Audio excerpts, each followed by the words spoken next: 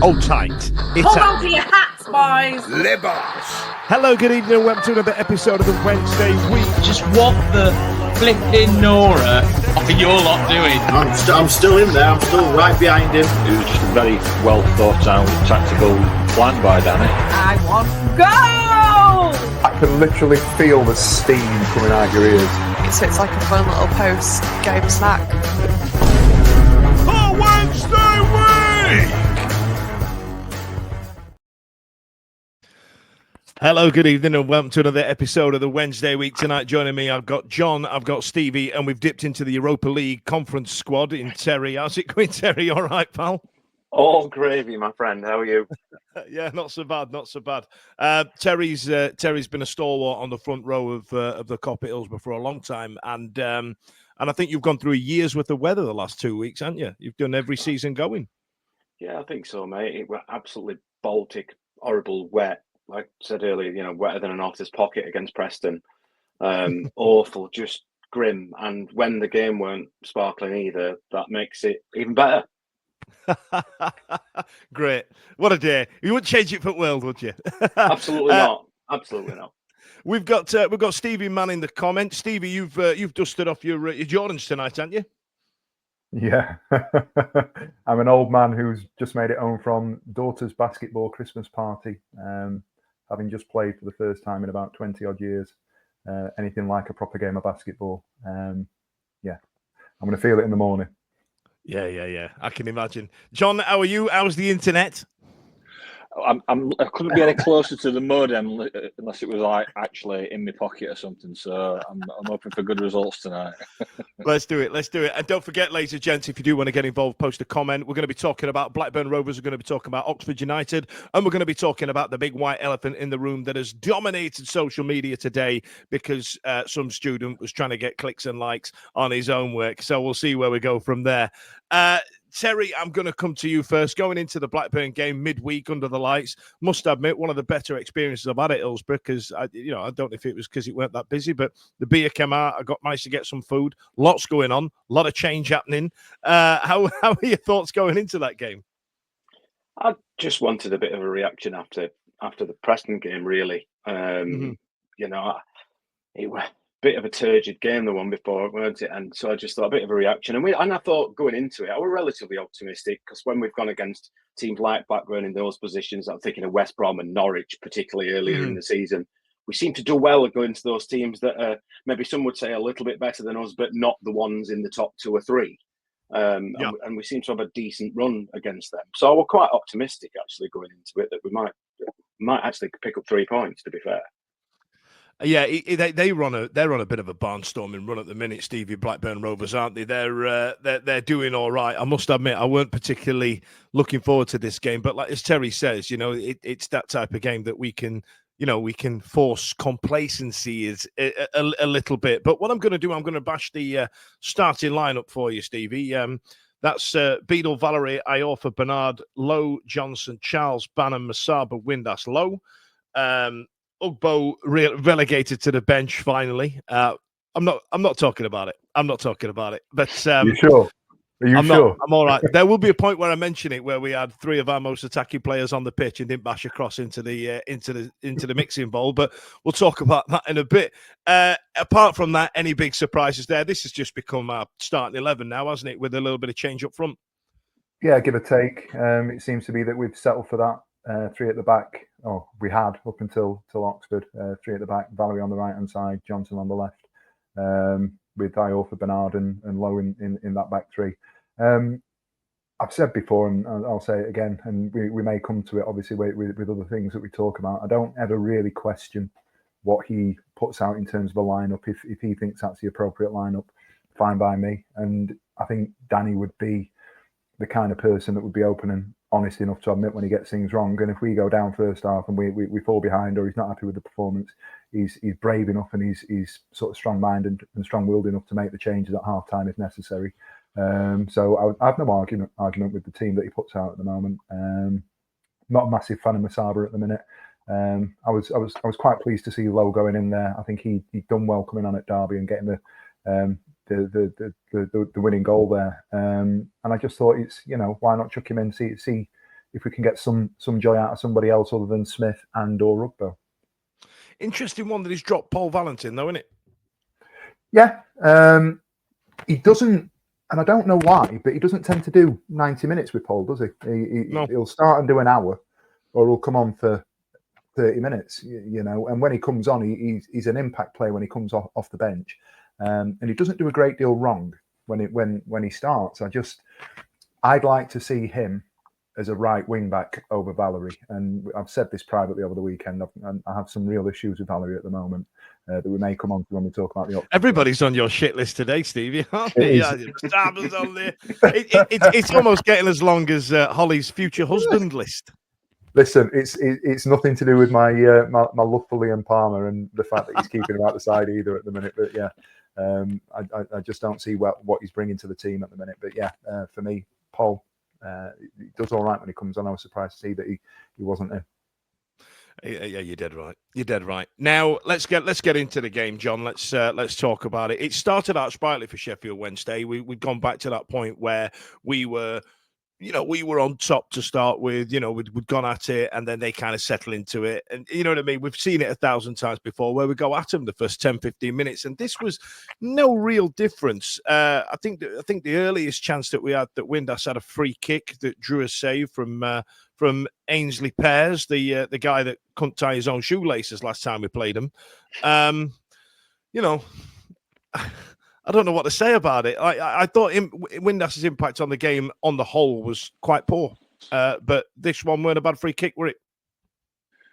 Yeah, you get a free kick, and he's always one of the first people round the ball wanting to take the free kick, wants to make something happen. It's him and Bannon, isn't it? When we get a free kick, no one else tends to get a look in. So yeah, he forced a save from Pears. I think we're all hoping, after what happened last season, that by some miracle Pears would drop another clanger and gift us a goal, but it's never going to happen, is it? It's interesting you said that, John. I was talking to my good pal Matt Thorpe in the Hello from the Other Side prior to the game, and he said two things. He said Pears is all of a sudden a good keeper. They did sign a replacement for him, and second one was that Gay is rubbish and he can't buy a goal. So we're putting out some quality content here, John, aren't we? Well, yeah. You go on another fan forum or speak to another fan, and they'll always tell you that one of their players is not doing so well, and then it's just sod's law, isn't it, that he comes on and scores the winning goal. But I agree with Stevie said. It was good for Lowe to get back into the fold, because I did think it was a little bit harshly done by not to have played a bit more, considering Ugbo struggles. And I know we're not going down that road right now, but yeah, I think it's been 22 weeks. I think we've been talking about it, John. I can't. It's never going to end until he scores. Hopefully that'll come sooner rather than later as well. But yeah, we're good to see Lowe in the mix, because what I like with Jamal Lowe is that he chases lost causes. He puts himself about. He snaps at players' heels. And I like that. It's the kind of effort that I think Danny likes as well, in a side that does like to ideally press high. And he's a good example of a player that fits into that system. So great to see him get involved. And I thought he deserved it over Ugbo. But yeah, and like you said, we did start pretty well. We do have a knack of starting off fairly. We do two things, don't we? We concede the first goal, that's a given, and we start off pretty well for 10 minutes, and then don't invariably manage to get his noses in front, which is, I think, the strength of the team, or it has been up until recent games, which we'll come on to. Is we're not a team that traditionally plays well from going a goal down and come back to win games, but Danny's busting that narrative, isn't he? He's busting that narrative. Old news, mate. Old news. Do you find yourself one goal down after 10 minutes? Take two of these. It's Sheffield Wednesday goals. That's what happens, mate. I tell you, we're old school. We're doing it proper. Terry, listen. After the first 10 minutes of us huffing and puffing like we normally do, there was two crossbars hit. After, you know what I mean? In rapid space of time from each team. I think when. Let me get this right. Was it a corner that was punched out by Beadle, and then it left, what was his name? Travis absolutely smash it against the beans, didn't he? Oh, it was one hell of a hit. And I mean, I don't think James Beadle necessarily just stands and let things. He's not one of those keepers that goes, "Oh, I'm not getting that." Generally, You know, he has a go at everything, and he was rooted. There was no way on earth he thought he were going to get anywhere near it. And of course, you know, I think if he'd have hit it any harder, the crossbar had snapped in half. He absolutely leathered it, without a doubt. And I think at that point, it were at that point when I thought they just started to nudge in front. Really, that were like, if that had gone in, I worried a little bit if that had gone in, because it was, as I said, I thought at that point they were just taking the game by the scruff of the neck, because it needed somebody to. Yeah, it did, and I was like you, Terry. I was sat there thinking, "Aye, this is where it falls to shit now. This is where it absolutely falls to buggery." You know what I mean? And then straight after, Valerie did the same, didn't he? Yeah. I mean, I could, you know, from not the same. Sorry. Yeah, but from he did do the same. Up the other end on row one, where it looks like there's a shot from the halfway line when it's a yard out, and vice versa. Yeah, I weren't quite sure who'd hit the crossbar, but you know, you just think, because up the other end, you have a chance. You think, oh God, have we got to actually get a little bit of luck, and it loops in? But obviously, it didn't happen to be. No, not at all. But I tell you what, Terry, where you sit behind that goal, I don't. For those of you listening, we spoke a lot about Holly's seats, and Terry's adjacent. There's like an extra 7-8 yards that you can't see on the cop. That, like, I don't know, is there like a bevel or something at the far end? So anything from the penalty spot at the far end at the Leppings Lane end, it's just a best example I can give you is when Smudger ended our losing streak last season against Rotherham. And he put it in that first goal. And I'm thinking, he must have done that on the line. It was about 9 yards out, wasn't he? Didn't notice. Yeah, I know. I think it's just, you can't see the lines. That's the issue. You know, anything beyond the halfway line, and like I say, it's either a yard out or 25 yard out. You can't really tell, and you're just waiting hopefully you can see the net ripple. And thankfully, I've got these to help me, because otherwise I'd have been absolutely buggered every time.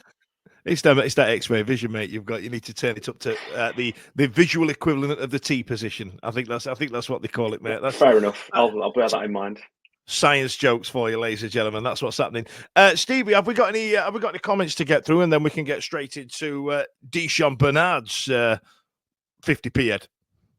Yeah, we've got a little bit of love for Terence coming all the way from Liam Henderson. See, we've gone for a more mature panel this evening. Welcome, Terence. I drove down to Southampton for the purposes of one joke. That is commitment for you kids. That is. And then a couple of comments. SWFC, same as always, terrible at home. And then just on Valerie, Matt Strickland's been on. I think that's supposed to be Valerie. Valerie's final ball is always poor. Sharman has opinions when it comes to Holly's future husband list. Nothing is longer than it.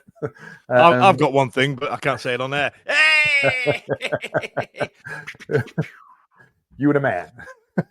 And then just on set pieces, Ben's been on. Rather Mal Tatum than Windass. And lovely to hear from long-time friend of the show and former squad member Blair. As the football saying goes, draw your home games and win your away games. That's Blair in a T. Blair, I've never heard that phrase before, but I tell you what, I'm going to get it as a tattoo. Like, you know what I mean? Like, just don't lose any games. You know what I mean? Not you should win your own games or like that. Draw your own games and win away. What a phrase. What a tale. Let's get into. So I think there was a bit of play down the left hand side. I think we're still in first half at this point, Stevie, and then Baz put a delivery in after a bit of back and forth with, I want to say, Marv, and Bernard just ballooned one over the top. And they were on top at this point. I've zero recollection of that. Let me tell you what happened. I've missed 2 games all season. And they've both been midweek games. I missed the Swansea game and I was working late. It was a parents' evening on Tuesday. So I missed the first half hour of the game. I had a choice to make. And my sister ended up taking Molly. John might be better served to give you some input on. But looking at his face, probably not. He's wincing, ladies and gents. He's wincing. Yeah. Bernard's 50p head, yeah. I'm struggling to recall that, actually, because I tell you what, Blackburn with the rain just blowing into the cop like horizontally and just absolutely. It were awful. Yeah. I couldn't feel my toes, and I nearly ran. So let's talk about the weather instead. So let's move forward one. Terry, these have got memories like potatoes. There was also a shot straight at Beadle from Dolan. Now, Dolan was a handful, I thought, but he reminded me of the way that geezer for Brentford plays. He's quick, he's a ball like, but not actually gifted as a footballer. But he had a bit of a free hit, I think, early in the second half where he just spanned it straight at Beadle. And even then, at that point, again, like we were talking about when they hit the crossbar, I thought this is going to be about 3-0, this, isn't it? Yeah, as you said, it's quite interesting what you mentioned, Dan, about that lad. It's one of those that looks like a footballer. He's like he's got a bit of everything, but then there was nothing at the end of it. No. But then again, with that, I'm just having a bad day. I don't know. I don't really know much about him, to be fair. But it wouldn't have been. I don't think it had been beyond the pale if they'd have scored. And like you mentioned, that the Bernard miss, I think that for me, overall in that game, the one thing that struck me, and it still does now, is the fact that, you no doubt talk about the running goal in a short while, but it was just that hunger in the box.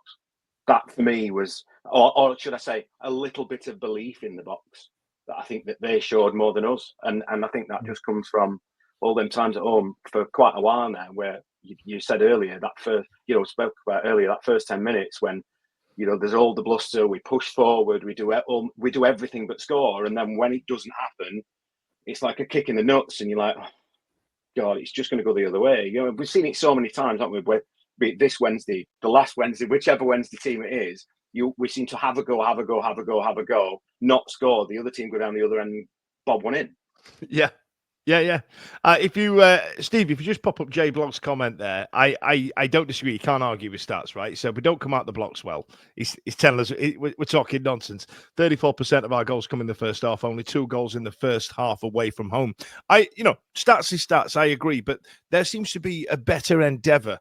And we're a lot more pressing and we're a lot more upbeat. As soon as the team come out, the first 10 minutes, we're absolutely going hell for leather. We're chasing everything down. There's quick, intricate passing. And to double down on Jay's stats there, there's no end product. There's nothing. It's just, to coin it, an old phrase better than what Blair's come up with, we're all mouth, no trousers, Stevie, right? We're not really putting the ball in the back of the net, are we?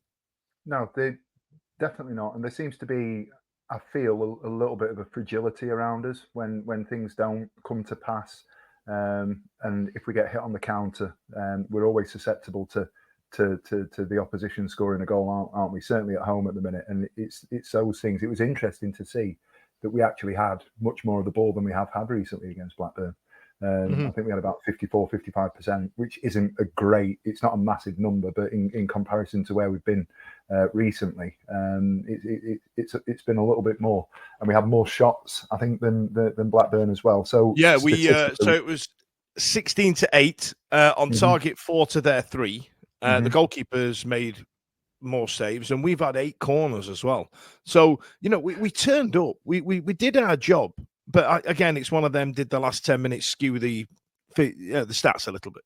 But to your point, where we talk about turning up, and we do all right in the middle of the park, and we do all right. I'm not one of those that worries about us in possession of the ball at the back, and I'm not one for the game has changed, and we talk about hoofball and getting it forward, and however you want to say that in your typical Yorkshire accent.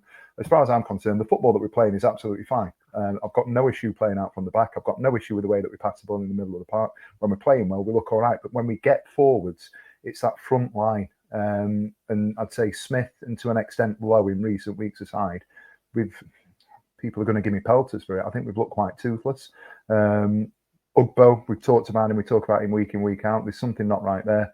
Gassama, all right, he scored a fantastic goal, but have a tendency to run down blind alleys. And to your point, we were talking about earlier on, we're talking about what is their job, what is their purpose? Do we want to get balls into the box? And we've got a style of play, or we've got an attacking suite of players, if you like, that lends itself to getting it in the mixer. And I just don't feel that we do it often enough. No, we don't. Now, John, I'm going to give you the negative part of the game. Cross comes in. Gay's kind of, I want to say, he's out-muscled our best defender to get a shit header in. Is that the way you saw it? Yeah, I'm afraid so. It's disappointing when you look at it, like you out-muscling a defender like that. I would have thought we could have defended that a lot better than we did.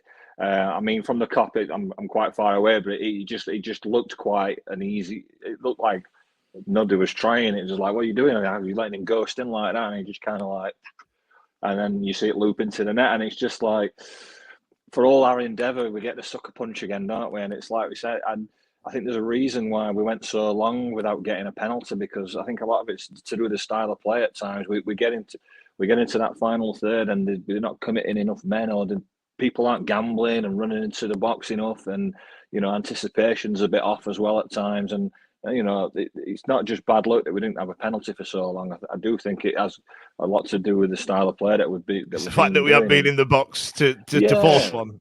Absolutely, yeah, and I think that will improve. But there's only so much you can do with the players that you've got. You can't teach an old dog new tricks, kind of thing. And I think this is why January will be crucial for us, which we can speak about at another time. But I do think it is slightly improving. I think Michael Smith has flourished under Danny Rohl, I must say, from a guy that looked like he was possibly on his way out.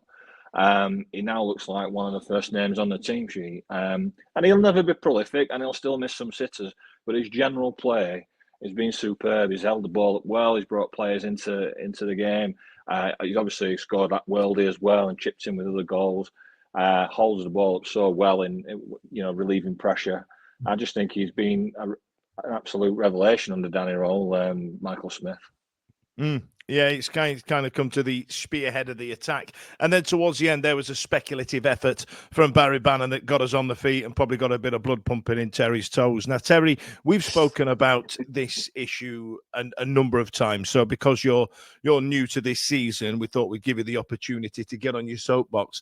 Do you still see the same issues with Gassama and Masaba as what the rest of us do? Or do you feel like they've been somewhat maligned? Or do you feel like you should just get it in bloody mixy?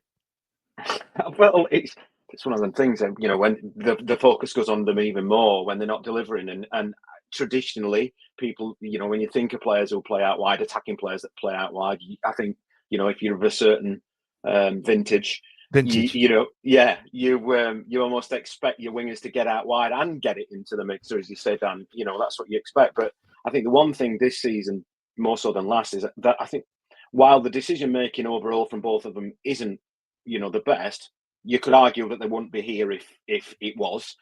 But I think Gassama's has got a little bit better and Masaba's has got worse.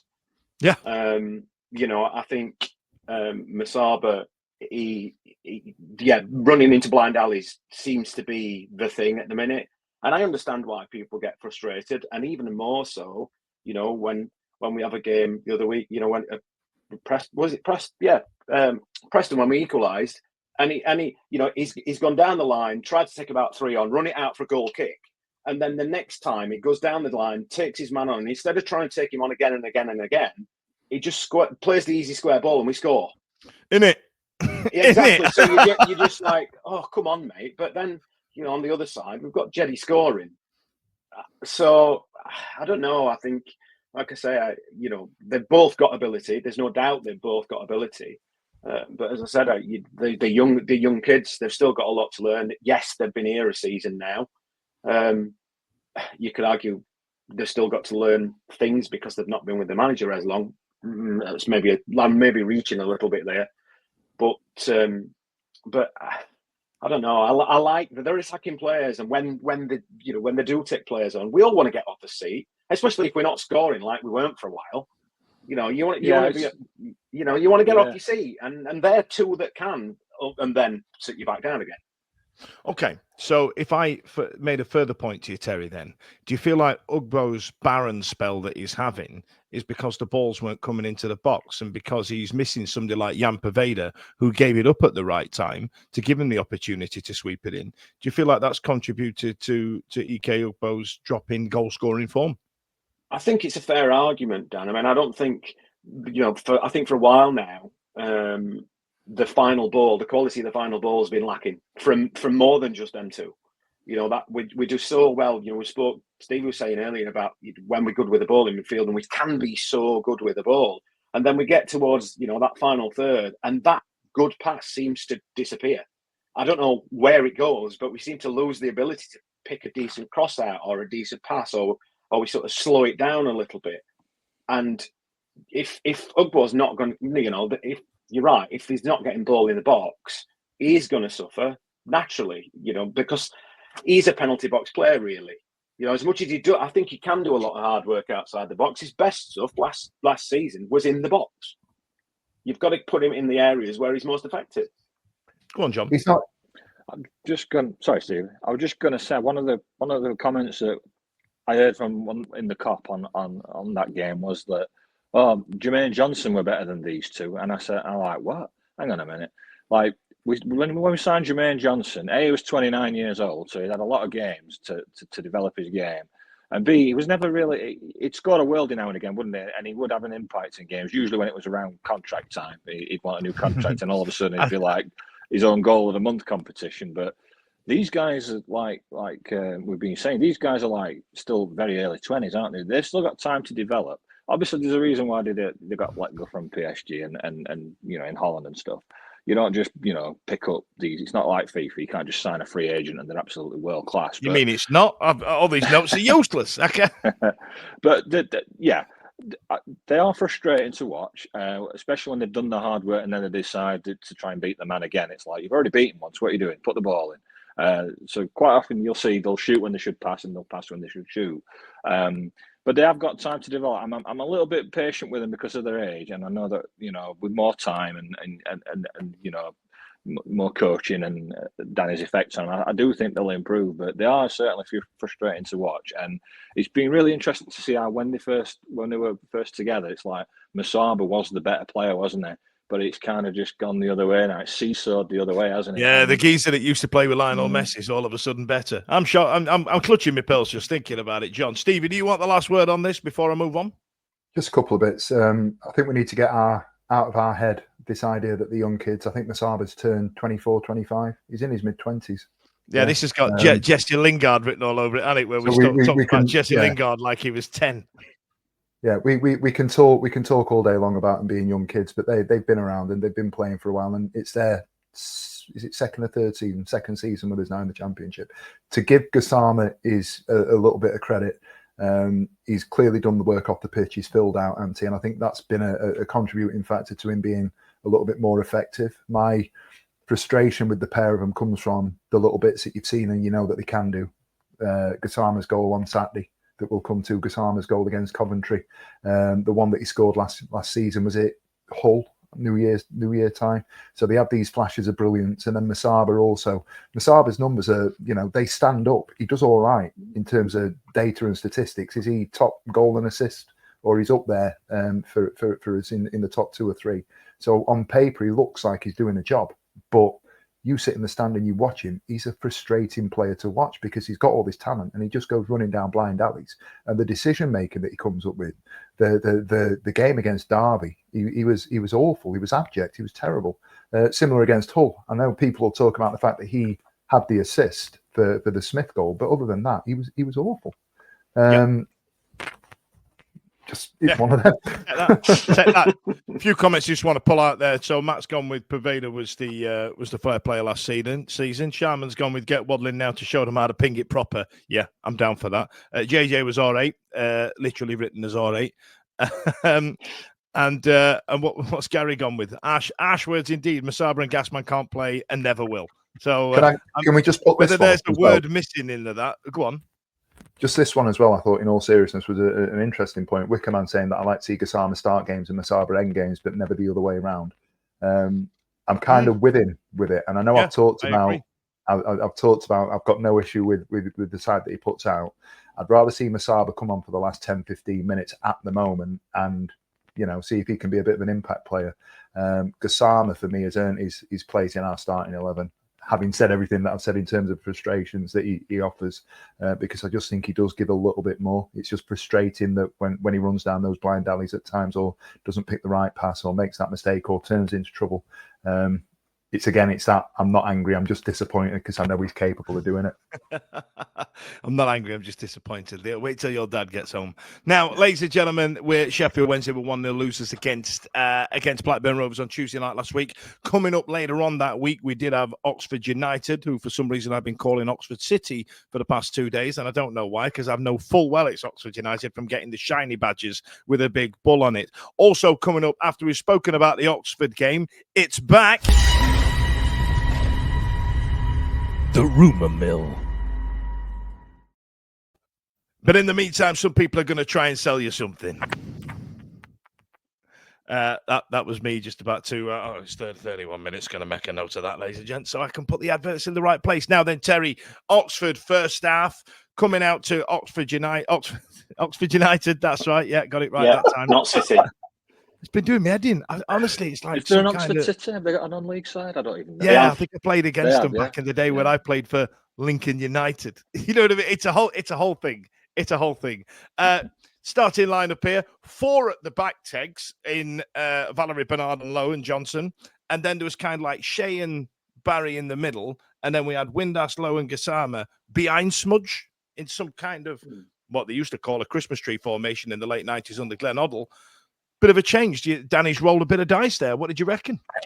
I actually like that he shuffles the pack a bit because, for a while, but not so long ago, I remember us like constantly worrying about the other team and, all the time. But we're shuffling the cards to try and get the other team to worry about us. And I do like it. I think while we've had, this team, these players, this manager, he's not afraid to sort of stir the pot a little bit. And again, you've got to think about, these players we've had quite a number of games over the past couple of weeks as well. So I just expect things to change every week. I think I've just got used to it changing every week now. We do play a bit of a fluid style anyway. I think the bones of it are pretty similar every week, really. Well, as you said, there might have been 4 at the back, but that when the game goes on, it tends to sort of, we're quite fluid, aren't we? And not only that, Danny's not afraid to, mix it up a bit during the game either. So I wasn't entirely surprised. I was glad Smith was playing for all the reasons that everybody's already said. And I was reasonably optimistic, but then we've obviously always got that Wednesday banana skin of Oxford not winning since God was a lad and all that. Charity FC, come on in. Yeah, exactly. All my beer and all that, which we normally get from Wednesday. So as much as I was confident, I was also a little bit worried about that banana skin. We're always worried about banana skins. I thought banana skins and quicksand would be much more of a big issue in my adult life, given the movies and TV shows my dad used to make me watch. Lola Lanardi going on. Or the club's nickname should be them. Or with the crest of a charity collection pot, something like that. You know what I mean? That's what it should be. Stevie, I'm good now. Ash has made some notes here now. I was working last Saturday, so Ash has made the notes for me this week. So we made notes last week. Fluidity was the key. So I'm going to read them verbatim to you, Steve. The first paragraph here that he's done. They do get funnier as time goes on. I think Ash is stitching me up here. You know what I mean? So he's gone with first couple of minutes. Valerie dispossessed. Oxford number 44 gets a shot off low to Beadle's right, comfortably saved. That's the most normal as it gets. I've read them. So it's opposite way round. It was one of those where, again, it was a bit like the Bannon sort of situation against Derby, wasn't it? Where we tried a bit, and we found ourselves getting sort of done a little bit.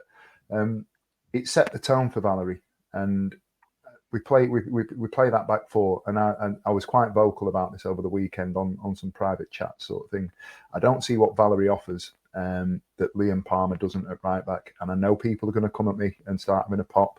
I'm not saying that Liam Palmer should be in week out or anything like that. I understand that there's a process that we're going through, but play Liam Palmer every week. And if we're playing a wing back system, for me, the player is Paul Barrington for me.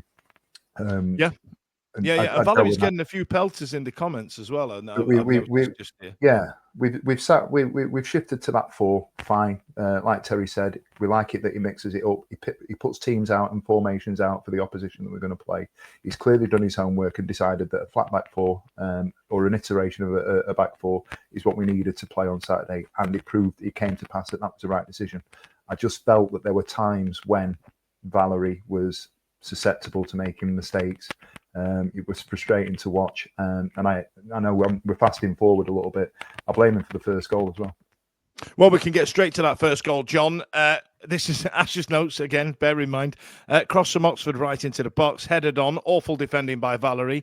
And Bernard means Greg Lee, number 22, stabs the ball home on 17 minutes. Multiple SWFC players recreated the full Monty Arsenal back line, step forward and arms raised. Didn't land. No, it didn't land. And it was interesting because the commentary on the game was like, you didn't get the angle, but they were suggesting it. Was it possibly offside? But you never got a replay angle to show you whether it was offside or not. We could have put it on our scoreboard. Yeah, John Pearson was saying if it's offside, it's great defending. If it's not offside, it's poor. I thought, well, yeah, great commentary there, John. Yeah. That's like when I played Sunday League and we had this geezer from Barnsley, and I'm waving my arm in the air, and the referee goes, "No offsides on a Sunday," and just carried on. It was like watching Brian Glover referee from bloody Kes. Yeah, it was disappointing, wasn't it? Because obviously, set piece goal, we had tightened up on that side of things. So to see that it flicked on and their man just flicks his toe end on it, doesn't it? And we were behind again, aren't we?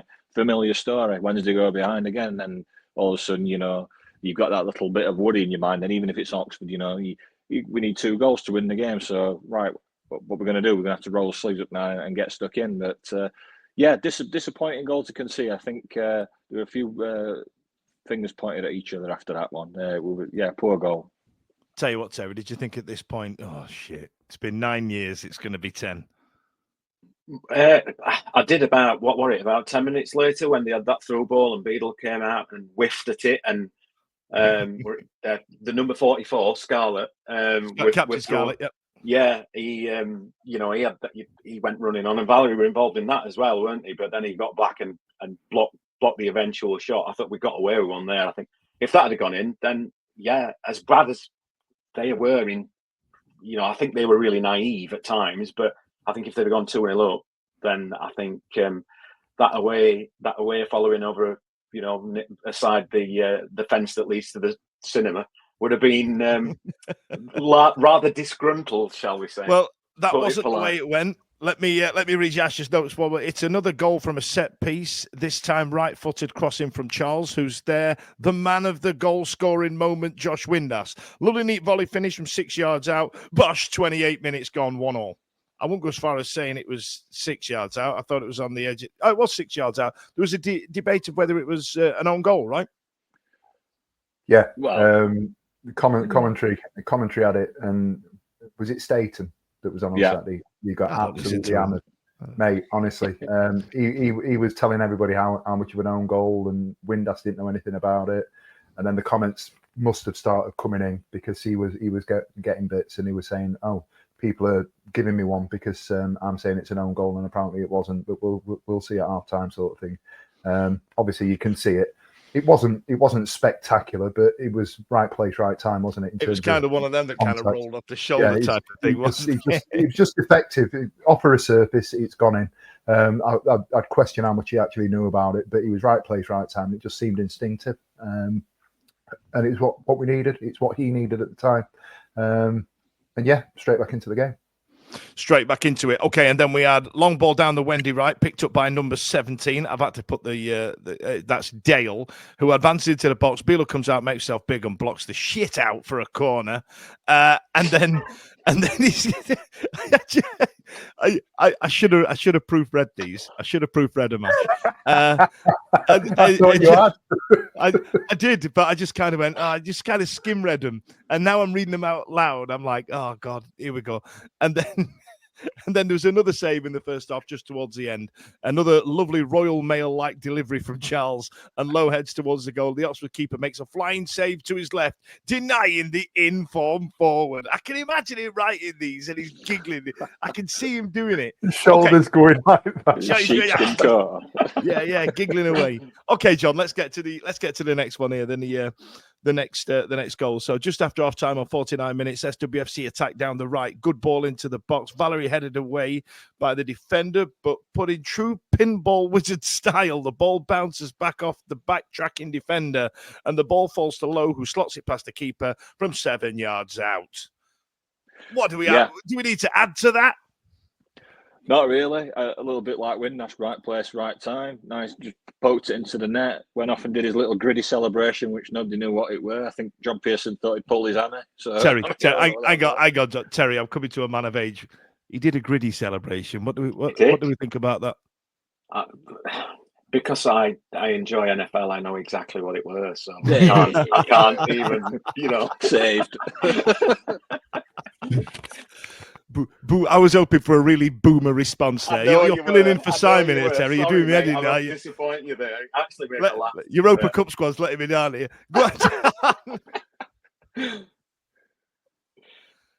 I've got no to add. Ash has done your work for you there, hasn't he, John? Yeah, pretty much. Yeah, it was just what we needed, though, wasn't it? We were on top after going, after getting back to 1-1. I thought we were taking control of the game, and so to pop that in at that end came at just the right time, and I felt really confident after that went in that we would come away. I know it's Wednesday, we can always throw games away. We have a habit of doing it, but I did really think that we were going to take control of that game and come away with 3 points. It worked. Chuffalo though as well, though, right? Chuff for him to get it. Chuff for him to get it.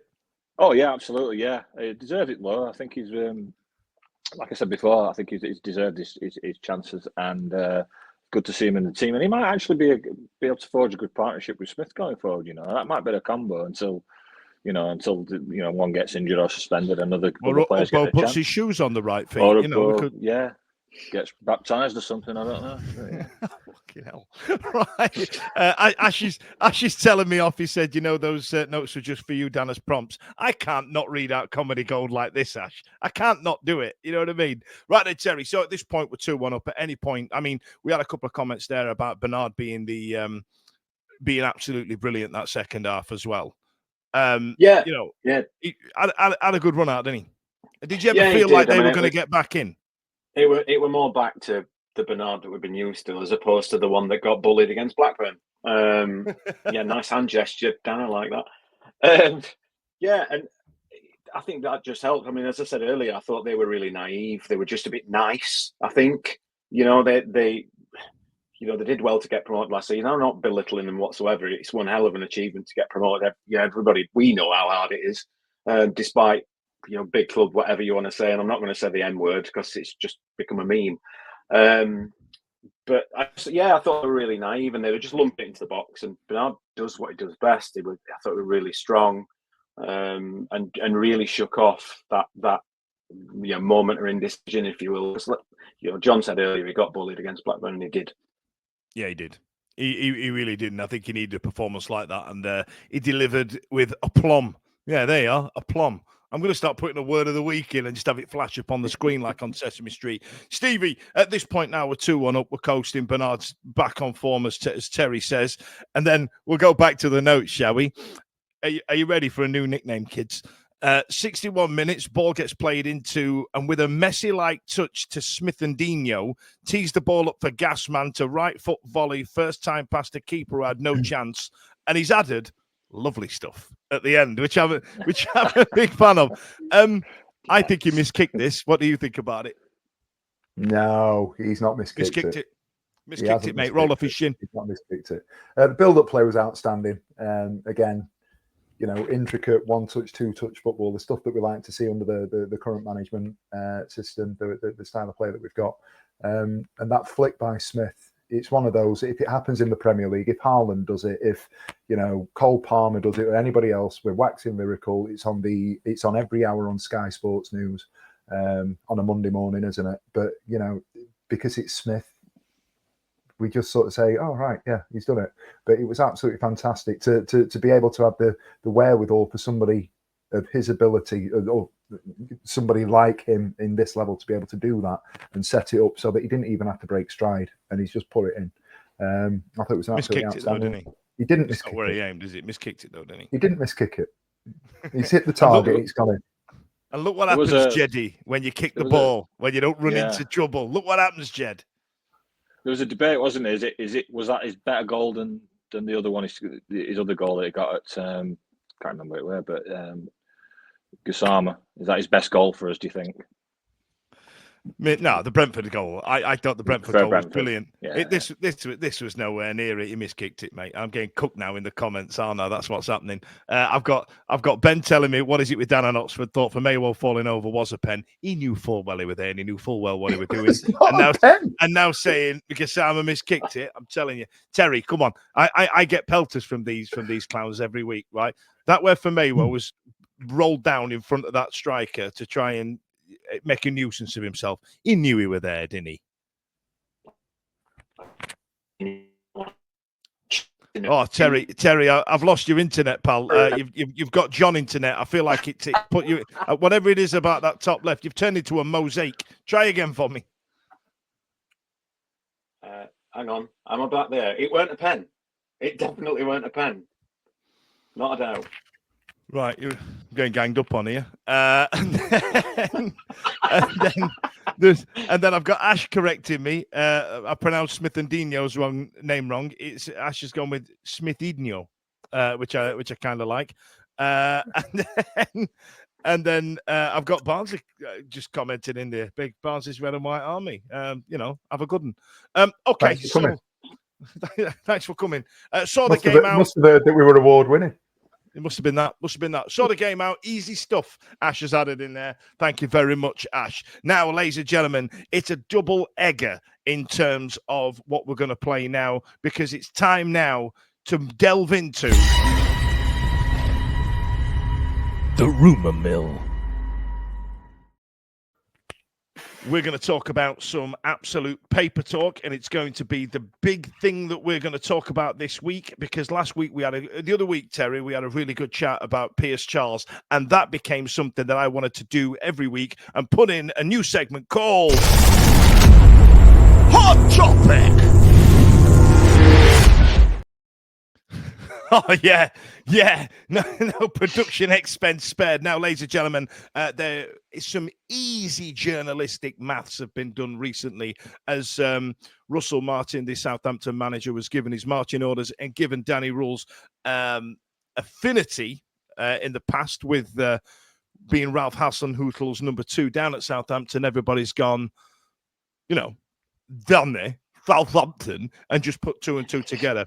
Obviously, forgetting that Graham Potter's been at Saints more than I have, where I've been working the last 4 weeks. So you know what I mean. Did I say Darren Potter then? I meant the Potter that was at Chelsea. That fella. Terry, great, thanks, man. Terry, there was a couple of tweets of people panicking, and then there was a media source that decided they were going to claim it. Now, just before you get into it, don't forget, I want to see your comments on this topic. Give me something verbose, something to talk about. But Tegs, that's just a kid doing his own work, innit? Because it did say student journalist at the local uni, which I know personally is the shit kicker uni. What do you think? It's like you say, it's a lazy link. It's an easy one. It writes itself. It really does write itself. Not only obviously is that previous link because Danny were there before, but his stock's quite high. Southampton, obviously, their stock's not. They've got this sort of reputation of picking up managers who are, sort of up and coming, if you will. If you look at like Brighton down the road, they're picking up young managers from other countries, granted, but in a similar sort of vein. So I think we have sort of like things go around in circles a little bit, don't it? You get something that becomes in fashion, and then everybody else sort of does it, and it's just, like I said, it's just easy. It's just easy to link in with it. It is. That's it. It's just easy to do it. John, what about you? Do you give much credence to the coursework that someone's going to subject? To me, it comes across as chuck a lot of shit at a wall, and then if it happens, claim victory. Well, in true Chris Kamara style, Dan, there's been a rumour. Has there? Rumour? Is there a rumour, Dan? So yeah, depending on whatever source you read from, you've heard some sources say compensation agreed. He's been spotted in Greg's on Bar Street. I mean, come on, what's happening here? It's like he was not on the M3, and he was not in the Greg's I went to. Exactly, yeah. I think it's just one of the crazy mad world of football said that even like Danny Rohl become like one of the longest serving managers in the Championship or something daft like that, even though we've not had him, so long. He's going to get linked with teams. I think half it's lazy journalism and half it'll be substance because, I've said it before privately and I've said it maybe to some of you, this coaching side is propping the side up and that's in testament to Danny Rohl. He's going to get prying eyes. They're going to come looking sooner or later. Now, whether there's any substance I get to that, I don't know. I get that. But there's an element of I want Kylian Mbappe playing for Sheffield Wednesday, and you know what I mean. But to coin a phrase, life's a shithouse. You know what I mean. I want a moonwalk son. Like they can sit there and want him all they like, but you've got to work out the finances. There was an element of something like 5 million for Danny and 5 million for his backroom team. Like, it's not going to happen, is it? It can't. Well, they're interesting again. How much substance is it to it? I don't know, but they were saying that because of the financial complexities of, let's say, trying to get Danny Rohl, there's the compensation for Danny Rohl, there's compensation for his backroom staff who would want to take with him. They've also sacked their own manager. They've got compensation to pay for him, and apparently, one source was saying, but that's just too many financial complexities to even entertain such a thing. So. I don't know. It's all conjecture right now, isn't it? And there's other sources saying that he's ruled it out. I mean, there's only one person that knows, and that's Danny Rohl, isn't there? But I don't know. We're just going to have to sit tight and wait and see. But I hope not. Obviously, like everybody's fans' nightmare, wouldn't it? But I just think it's crazy season coming up to a transfer window, isn't it? Sacking season, because clubs like to. If they're going to make a change, they want to do it now with a transfer window on the horizon. So they'll sack a manager. Somebody puts a pound on that it's going to be Danny Rohl, and all of a sudden he's top of the betting list, and everybody's panicking. So it's just silly season, isn't it, right now? Absolutely. I do this speech every time there's a job available. The odds don't mean anything. I got told by somebody who was a good mate of mine, not spoke to him since, told me that he showed Frank de Boer around a flat in Southampton because he was going to take over after Ron Koeman. And he said, yeah, it's happening. He's got a flat, yada, yada, yada. I think I boshed about 300 quid on it. I've got some decent odds, got 5-1. Thought, quid's in. It went to Cloudpool. So, don't worry about the odds. You know what I mean? Stevie, I'm going to give you the tough question now, and I'm going to enrage everybody in the comments and people driving, listening to this tomorrow. If somebody's paying up 10 million quid and Mark Robins is still available, it's a no-brainer. Are you asking me or telling me? Tell me I'm wrong. You're wrong. 10 million quid and Mark Robins is available. Give him a picture of a Spitfire and drive him down the M3 myself. 10 million pounds. I get it. I understand where you're coming from. I understand what you're saying. And I've gone backwards and forwards with it on several occasions this afternoon since the rumour broke. I don't want Rohl to go. We can't let him go for anything less than 10 million. But I just think if you look at what we're doing on the pitch, 10 million quid. Let me finish. If you look at what we're doing on the pitch as well as off it, I think we are creating, or we're on the verge of creating, a situation where 10 million quid won't even touch the sides in 2-3 years' time. And I think that's something that we can look to do. And I know it's pie in the sky. We talk about all these rumours. There's been comments coming out tonight about Red Bull links, and everybody makes the first point about him going to Southampton because he was there for 6 months and so on and so forth. I just feel that Danny Rohl is worth to us now more than 10 million and a decent championship. I don't think he is. I don't think he is, because bear in mind, do you remember when we did an emergency pod when Darren Moore got left, and a lot of us sat there and just went, look, it's just the next geezer with the set of keys. You know what I mean? It's just the next MF sat in the dugout. 10 million quid, and then chuck Shay Charles in there for 2.5 and all. Not Shay, Pierce. He can take him and his brother. They can have a little Charles reunion down at Southampton. 12.5 million sobs, and we'll have Mark Robins in charge. I'm all right with it. But what will that look like from a stylistic point of view? From a, what you've got to also factor in is the journey that this club has been on under Danny in the last, what's it been, 14 months? we've come so far, and I can't remember. And you know, I'm a couple of years older than you. I cannot remember since the years of Trevor Francis a fan base that is so united behind a manager. And we're going back, dare I say it, we're going back 31 years. You know, this is a man who is he can walk on water on the blue side of Sheffield, and I know he's going to get people that start to question him. People are starting to doubt because, let's be right, people are upset because we've won 8. We've won 8, we've lost 8. He's not playing Liam Palmer. He's sticking with Masaba. He's paid money for Rugbo and he's not scoring goals and all that. Jokes aside, though, he's galvanised the squad. We wouldn't have had Chris Powell in without him. We wouldn't have got these people in without him, the backroom staff. We've got a psychologist who's been at Man United. We've got a goalkeeper coach who's been at Arsenal. We've got a recruitment guy who's worked under Ferguson and Wenger.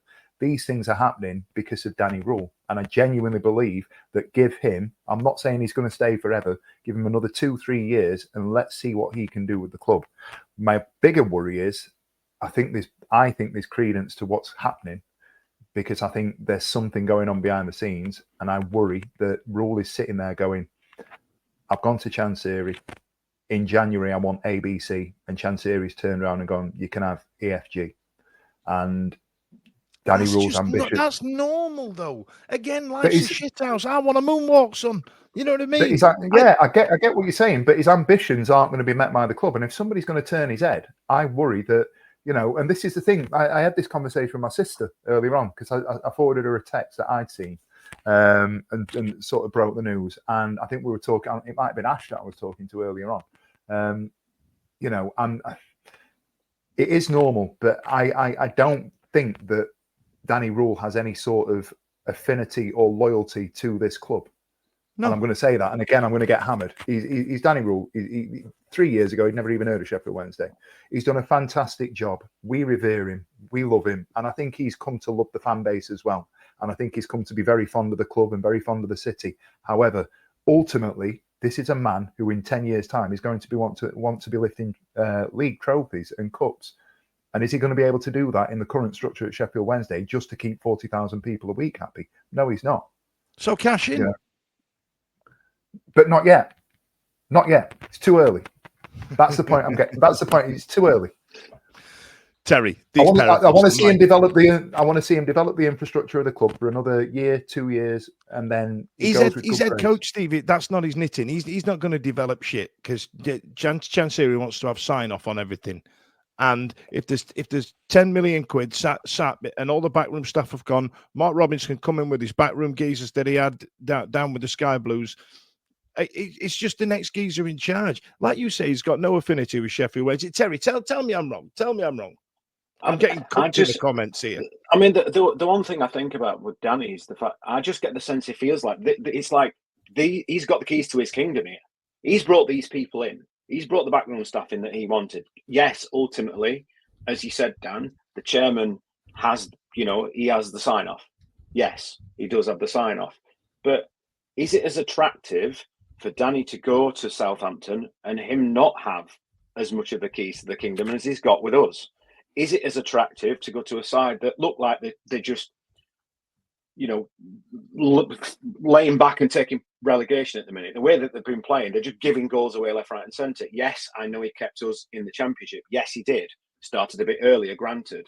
But if he comes down, I'd be more worried of him going to Southampton in the summer. If it had happened at the end of the season, I'd be more worried then, because he can start with a fresh slate if they were to come down. That would worry me more than it does now. You could also argue it might be a little bit more appealing to him if we get to February, after his comments in the last week that have, people have spun around whichever way you want to see it. I think they can be took both ways. We get into February. If Martin's gone if he'd have gone in February and Danny's not had the backing that he sounds like he wants, or whether he may be getting or not, we don't know. If he'd not got that in January, then maybe Southampton again is more of an attractive prospect. But right now, I just don't see it. I just don't see it.